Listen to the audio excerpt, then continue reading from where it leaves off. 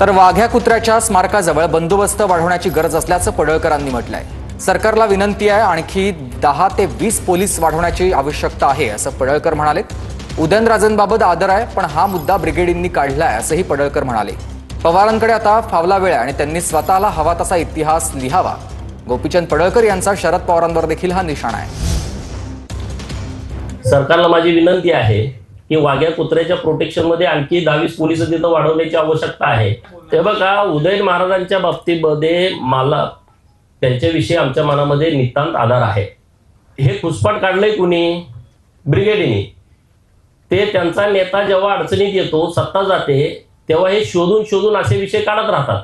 तर माझी विनंती अशी आहे शरद पवारांना, त्यांच्याकडे आता फावला वेळ आहे, त्यांचा पक्ष आता सगळा अजित पवारांकडे त्यांनी दिलेला आहे। तर या फावल्या वेळामध्ये त्यांनी स्वतः 2 वर्ष बसून त्यांना पाहिजे तसा इतिहास स्वतः लिहावा।